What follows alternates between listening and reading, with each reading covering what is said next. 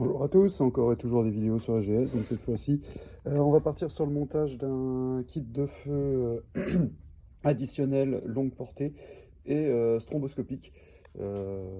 Tout simplement parce que bah, moi je suis en région parisienne, le remontée de fil, bon, bah, ici c'est forcément c'est un peu obligatoire si on veut pouvoir arriver à l'heure. Le problème c'est que beaucoup de gens ne nous voient pas. Donc oui, je sais, le strombo c'est normalement interdit, mais en gage de sécurité, ça peut le faire. Et surtout, bah, il y a aussi un mode fixe sur ces feux-là qui permettent de les avoir en longue portée classique. Donc voilà, donc c'est quelque chose que j'ai acheté sur AliExpress, qui est donné pour être waterproof. Donc voilà, c'est des spots donc, qui sont donnés pour faire du 100 watts. Euh, à savoir que c'est un kit que j'ai déjà vu monter sur la moto de deux de mes collègues, c'est pour ça que j'ai choisi ça. Il y a possibilité toujours hein, de trouver, alors via Instagram ou d'autres plateformes, des gens qui peuvent vous monter, pour ceux qui ont les feux d'origine, potentiellement du kit Strombo directement sur les feux additionnels d'origine BMW. Donc ça peut être pas mal, c'est juste un module à faire, il faut un gars qui s'y connaisse un peu en électronique. Mais souvent les gars vous proposent ça. Honnêtement, pour l'avoir vu sur DRT, ça rend très très bien. Bon, moi j'ai regardé le prix des feux additionnels BMW, 700 euros, qu'on va se calmer, hein, c'est la même chose ici. Seul défaut de ce kit, je vous le dis d'avance, c'est que moi je vais pas le mettre en plus après contact, donc c'est ce que j'aurais aimé. Donc pour les novices, le plus après contact, c'est tout simplement, comme son nom l'indique, la bande positive du kit qu'on va brancher sur un, un autre fil positif de la moto, mais qui n'est actif qu'une fois le contact allumé.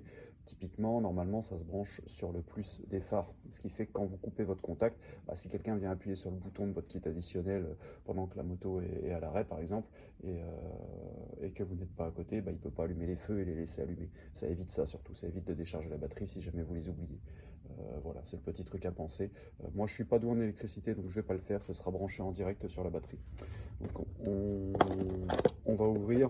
Bon, c'est un kit qui coûte 42 euros sur AliExpress. Voilà. Donc vous le saurez. Chacun y voit midi à sa porte. Moi j'ai choisi de monter du chinois. Maintenant je pense qu'ils font exactement la même chose que les autres. Donc quand on ouvre, voilà comment c'est livré. Il y a un petit emballage plastique autour. Mais voilà, globalement le kit est livré comme ça. Donc si on vous le balance au-dessus de la fenêtre, enfin au-dessus du portail comme moi ça a pu être fait, faites bien attention que tout est en état. Dedans, donc on a le plus intéressant déjà, les spots. Donc voilà, ça c'est les spots tels qu'ils vous sont livrés.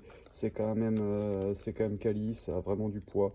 Là on voit le kit de connexion. Donc, on va poser ça ici pour que vous puissiez voir le support. D'accord, qui va aller se mettre sur le crash bar avec son support pardon, le support donc, qui va aller se mettre sur le crash bar avec le support de lampe. Ok, donc ça va se placer en gros hein, de cette façon. Hop, sur le dessus, fixé avec les vis, toute la connectique est fournie. Là, on a les petits supports qui permettent de fixer sur la moto l'interrupteur. Donc on a du écart plat, on a aussi un système qui va nous permettre de le mettre, je pense, voilà, comme ceci, qui va pouvoir nous permettre de mettre le bouton plus droit si on le souhaite. Donc je verrai ce que je vais monter sur la moto. L'autre support, hop, le deuxième feu.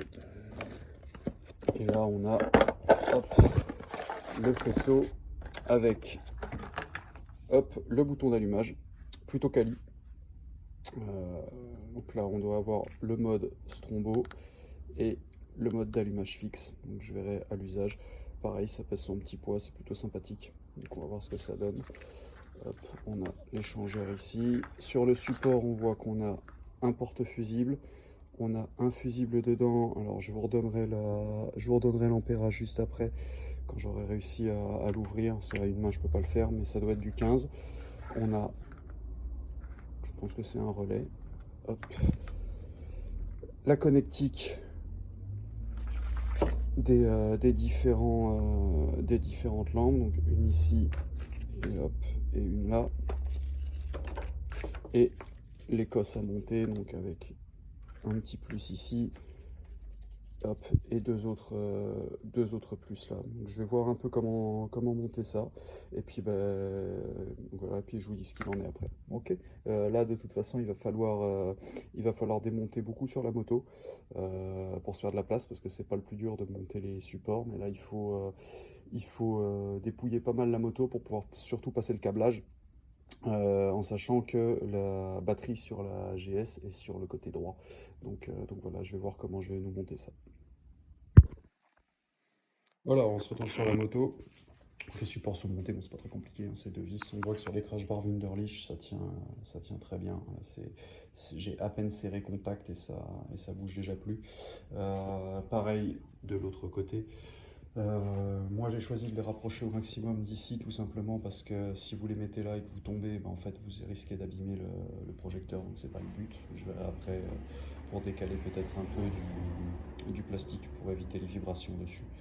À savoir que de toute façon, bon en dessous ça se règle en haut-bas, et là il est un peu serré ici, donc je peux pas vous montrer, mais ça se règle aussi en gauche-droite. Donc même si vous le placez complètement vers l'intérieur ou complètement vers l'extérieur, vous pouvez quand même orienter votre faisceau. Donc là je vais les décaler peut-être un tout petit peu pour éviter que ça frotte là-dessus. Voilà, maintenant l'objectif ça va être de placer le câblage, donc là, la grosse partie, parce qu'évidemment monter des supports, ces deux vis, c'est pas très difficile, c'est juste à savoir que les deux vis du support, ici et ici, n'ont pas la même dimension, enfin le même diamètre pour la fixation. Voilà, il y a un petit scipan et là il y a un scipan plus gros. Donc voilà, pensez-y, il faut deux clés différentes. Rien de fou, mais voilà, vaut mieux le savoir. Du coup, on va passer le câblage par le côté droit puisque la batterie est ici à droite. Donc on va enlever les deux selles. Ici, je pense que c'est de l'habillage sur le réservoir, donc je vais l'enlever. Va sûrement falloir que je l'enlève, je veux dire ça, je vais l'enlever. Ici, je vais voir, mais à mon avis, ce plastique-là, il va falloir qu'il vire aussi. Et puis voilà, ensuite le câblage, dans l'idéal, l'idée que j'ai moi, c'est de monter le câblage des deux lampes le long ici de la barre de renfort. En fait, c'est la barre qui soutient mes crash bars. Donc le remonter ici tout le long pour venir longer ensuite les câbles qui existent déjà, en fait les durites de frein et tout ça. Donc je vais essayer de remonter le long pour mettre le bouton de déclenchement des feux ici à droite, donc juste en dessous sur la vis en fait qui maintient le bouton ici, le bouton SOS et le rétroviseur, dans le sens où si je fais ça avec le bouton de déclenchement qui vient ici, je peux l'actionner directement depuis ma main droite. Si je le fais sur le côté gauche, ce que j'ai peur, c'est déjà qu'il y a trop de boutons. Il y a le klaxon que je pourrais actionner en même temps. Et si je ne peux pas mettre le bouton de déclenchement vers la gauche et bien en dessous, ça m'oblige à lâcher la main pour venir jusqu'ici. Enfin, c'est galère. Donc je vais voir comment je monte ça en fonction des supports qu'on a. Et puis voilà, écoutez, je commence à démonter. Et puis en fonction de l'avancement, je vous refais des petits topos sur ce qu'il faut faire attention. Voilà, à tout à l'heure. Ok les gars, on poursuit. Du coup, j'ai démonté uniquement le cache latéral. Malgré les cache bars, ça peut s'enlever, il faut le repasser par le dessus. Bon, il faut bien faire attention, il y a pas mal de vis, pas mal de petites pattes, etc. Mais globalement, ça s'enlève bien. Il faut juste pas y aller comme un bourrin.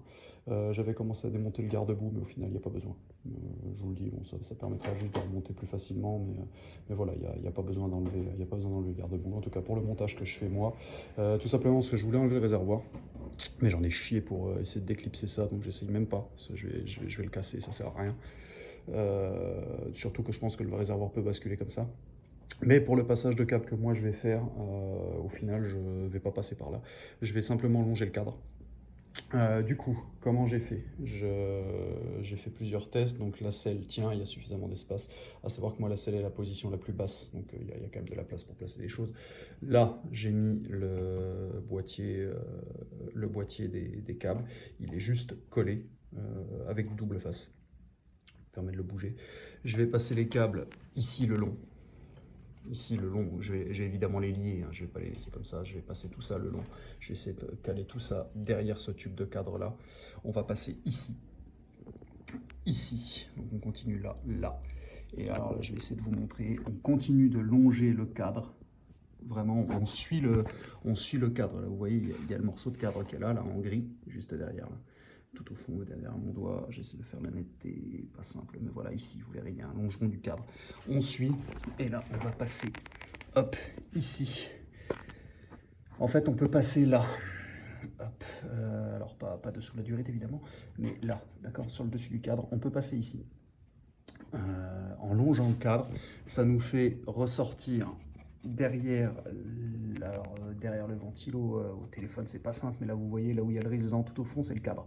Donc vous suivez derrière, et en fait vous allez retomber entre, juste ici en fait, derrière l'amortisseur, vous pouvez remonter tout le long et attraper le longeron du cadre là-haut, d'accord.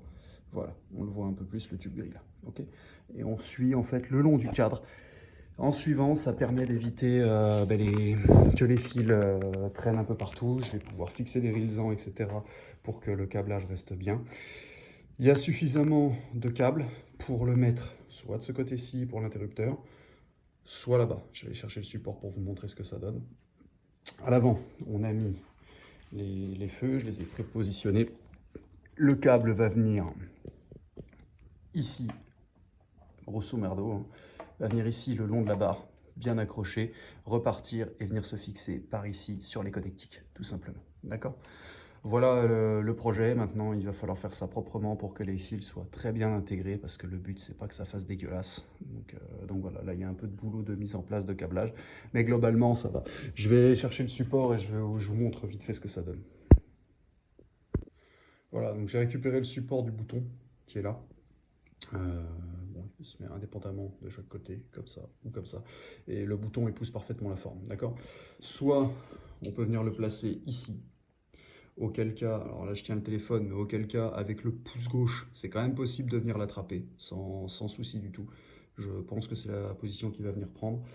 Au début, je voulais le placer comme ceci, ou de l'autre côté, mais en fait quand on met le guidon en butée, bah, tout simplement ça vient toucher ici. Donc du coup le but c'est pas de niquer la peinture quand je vais tourner le guidon, c'est vraiment que ça reste en place. Et si je le mets là, c'est pareil, ça peut se faire aussi de le placer comme ça, c'est juste que je vais être un tout petit peu plus loin avec mon pouce, et vous voyez, pour venir chercher, ça va pas être simple. Du coup, en le mettant de ce côté-là, ça paraît plus facile. Donc je vais voir à ça, je vais voir comment je positionne ça. Mais voilà, voilà dans l'idée ce qu'on peut faire. Donc il risque de se retrouver placé comme ceci. Voilà, sinon il y a aussi la possibilité via l'autre support. Donc l'autre support en fait est plat et coudé, et du coup ça le mettrait comme ceci. Donc il y a aussi possibilité de le fixer sur les pontèmes. À ce moment-là, il faut vraiment venir décrocher et appuyer là à chaque fois. Comme vous voyez, j'ai remis mon Shepherd. Là, je vais aller chercher l'anti-vibration pour le Shepherd pour mettre ici. C'est obligatoire sur le GS selon le fabricant. Donc voilà, malgré le bras Ultra Boost, malgré tout ça. Voilà, voilà, on poursuit le montage, hein. Donc là, là, l'objectif maintenant, ça va être de passer les câbles. Donc on se revoit tout à l'heure. Voilà tout le monde, donc on reprend. Donc ça y est, c'est monté. Bon, il y aura juste une petite modification à faire. Le bouton, là, je veux le monter ici. Le problème, c'est que, en fait, sur le GS, ici, c'est creusé. Donc là, bon, il vient bien s'emboîter, mais là, ça c'était l'alarme, je vais l'enlever tout de suite avant que ça ressonne. Si je tourne la clé, voilà, si je tourne le guidon, en fait, on voit que ça va venir toucher. Donc c'est pas l'objectif. Il va falloir racheter une vis. Donc là c'est du diamètre 6. Je vais acheter une vis de 6,35, je pense ça suffira. Pour justement pouvoir le mettre sur le côté, et je compenserai l'écart avec des rondelles pour que ça puisse rentrer. Donc voilà, ça c'est pour le petit détail. Sinon pour le reste ça fonctionne. Donc là on voit que la batterie n'est pas allumée. Si j'allume les feux, voilà ce que ça donne. Donc on est en jaune, en blanc. Si je le mets en stromboscopique, voilà ce que ça donne. Donc on a là du strombo des deux côtés en même temps. On a strombo 3 à gauche, 3 à droite, 3 à gauche, 3 à droite. Et on peut les remettre, voilà, donc ça clignote de nouveau. Donc différents modes à chaque fois, et on peut de toute façon varier la couleur. Donc là en jaune, ça peut clignoter aussi en jaune, à droite à gauche. Voilà, c'est quand même assez efficace, et pour l'éteindre il suffit de rester appuyé. change pas les couleurs, hein, il fait gauche droite et après il va éclairer en jaune ou en bleu. Voilà, donc là il va rester simplement à régler. Là je les ai réglés vers le bas volontairement, hein. C'est le poids de la lampe qui va d'elle-même vers le bas. Je vais pas les taper forcément très haut, dans le sens où le but c'est pas de faire mal aux yeux des gens. Maintenant, si vraiment ça coince, ce qu'on peut faire, c'est en laisser un sur son poids vers le bas et il y en a un autre, leur monter juste un tout petit peu pour qu'ils viennent taper dans le rétro, de manière à ce que les gens le voient vraiment. Donc c'est sûrement ce qui se passera si je vois que c'est pas assez efficace. Voilà, au niveau du passage des câbles et du câblage, ce qu'il faut savoir, il y a deux fils rouges, donc les deux fils rouges bien sur le plus. Alors attention que les deux plus soient bien connectés, parce que moi ça ne fonctionnait pas parce que le plus, un des deux plus n'était pas bien connecté. Le gros là, c'est pour les feux, le petit là, c'est pour l'interrupteur.